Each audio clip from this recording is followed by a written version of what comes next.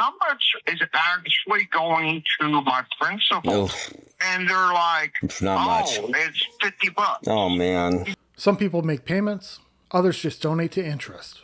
We have a 2017 Subaru Impreza. The payoff on it is around 22.3. Our interest rate on it is what's killing us. I'm going to just say 26.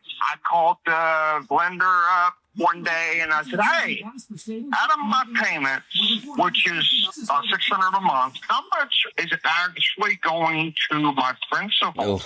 And they're like, Not much. It's $50. Oh, man. I'm like, so altogether, I'm only paying $100 a month on the principal? And they're like, yeah, you got to be kidding me. Another person that didn't understand the interest rate or didn't bother to look. One of the most important parts of the loan, and it always gets overlooked. Everyone focuses on the payment. As long as it fits their budget, they're happy. Nobody stops to ask where the payment is actually going. How much is interest? How much is principal? And how long it's going to take to make a dent in the loan. You'll never get out of it. That's when I see your videos, and I'm like, well, maybe this guy can help us out. Yeah. So we're going to want to try and trade this Subaru in? Yes. Okay. In fact, I might even have two trades. Okay. What's the second trade? It is a 2019 Jeep Cherokee. Has about 193,000 on it.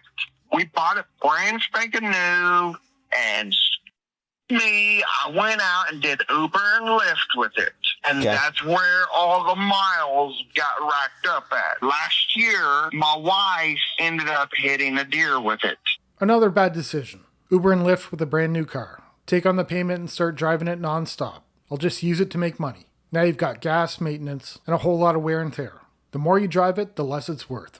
I have a headlight that's coming in. I was going to fix that. Put the new headlight in. It does have a dent in the door and a crack in the bumper. That's about it. How much do you owe? I'm going to guess, 5. We got some challenges. There's no question. I can't promise a miracle, but what I can promise is I'll work as hard on your deal as I would if it was my own brother's deal. There's going to be some negative equity. That's probably going to be the biggest challenge. We'll just start working it. When you get that bankruptcy discharge, let me know. Do you want me to send you pictures of the Jeep?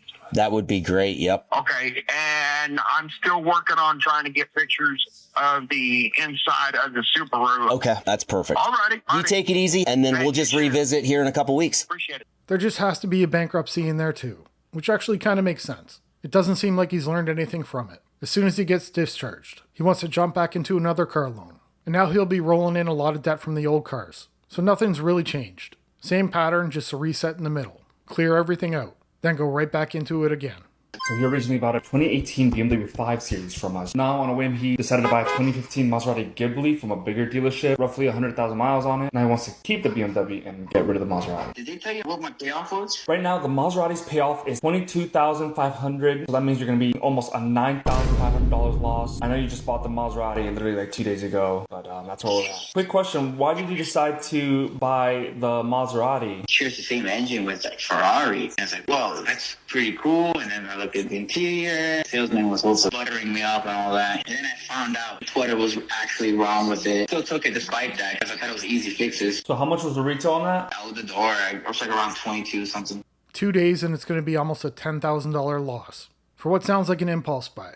It's funny that people are willing to put more thought into something that costs much less, like a cell phone plan or their internet provider, than they do with a vehicle. For some reason, they stop thinking about what it actually costs. They just go ahead with it, and then they're stuck dealing with it after.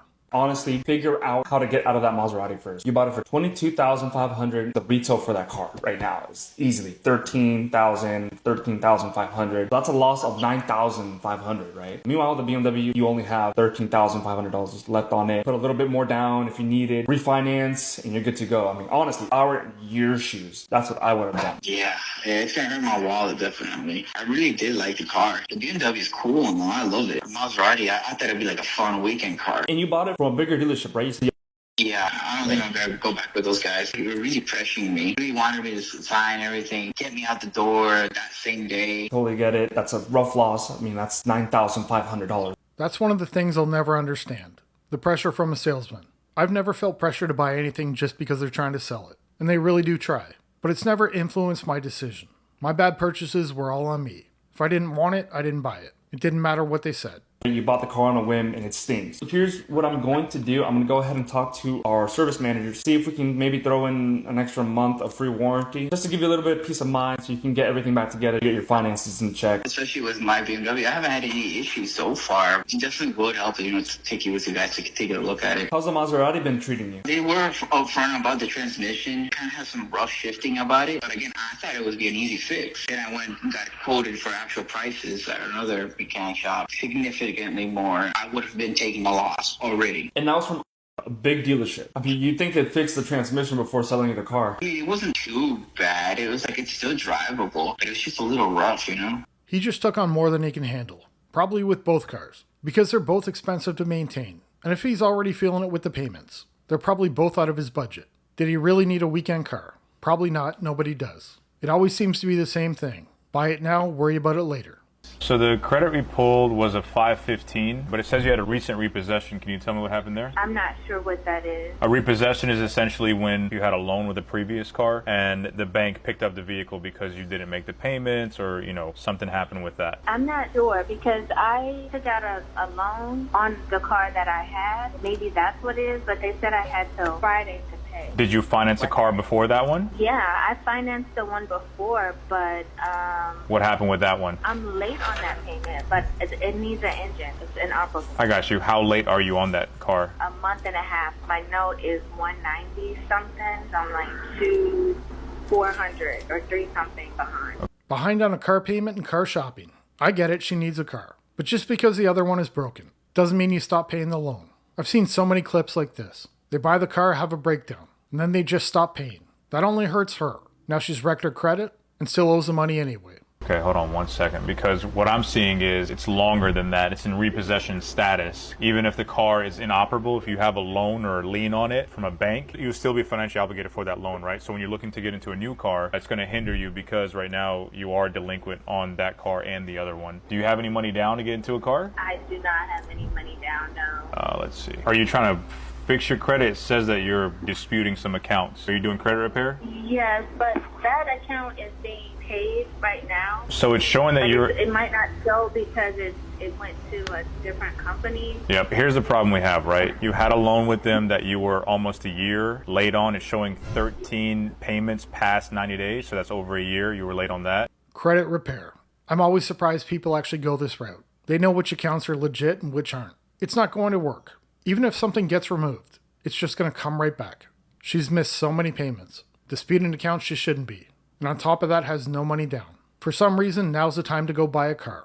Your credit card is showing that you had 2 60-day late payments and then your 23 payments past 90 days late. So that one was closed. And then you have another charge-off account. And then, right now you have a lot of charge-offs and a lot of delinquent things. And unfortunately, to get a finance car, the bank's going to want to have to see some good payment history. And with no money down and a 500 credit score, we can't get you into a car. The thing I would advise is just get into like a $2,000 or $3,000 cash car and just kind of figure out how you can make some of these accounts whole and settle them and kind of work on your credit. Okay. If you have some money down, I wouldn't even try to get you into a car. I wouldn't even finance you a car. I would just tell you to get a cash car for like $2,000 or $3,000 and just thug it out and try to fix your credit. Because just FYI, even though you're fixing your credit, a lot of these accounts are being verified, so it's not going to fall off that easy, right? A cash car is definitely the right move here. With all the trouble she's having paying her bills, it's really the only move. With her credit where it is, instead of fixing it the right way, she's trying to remove negative accounts instead. Of course, that won't fix the problem. She can remove everything negative and boost her score, but she still hasn't learned how to manage her debts.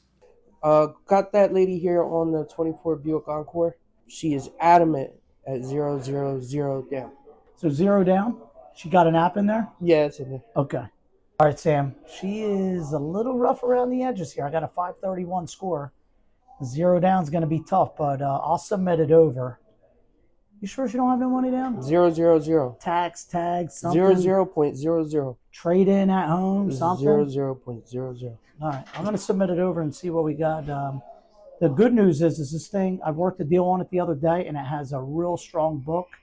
So even putting 0 down, still probably going to have a good loan to value. So it's always the same story. Low credit score and no money down. And they usually still get approved, but it comes at a cost. Higher interest rate, longer loan. More interest paid over time, and less going towards the principal early on. Let's submit it over and see what we got. Good news. 0 down. They must see something that I didn't see, but I got it done with 0 down. And guess what? The freaking rate's 13.99%. You just need a little faith. I have a lot. Ally must have seen something that I didn't see. Again, 13.99, 0%. 0%? You mean 0 down? Maybe you should drink that Monster. Yeah, 0 down. 13.99%. I can't believe that rate, though. It's going to put her at $626 a month. You better close this deal, bro. Easy. Okay. $626 a month at 13%. And they act like it's a great deal. Vehicle prices keep going up. The payments get bigger. And people still take it on. Longer terms, more interest just to make it work. And once you're in it, there's no easy way out. You're locked into that payment month after month. If you want to see more, you know what to do. I'll see you in the next one. Bye.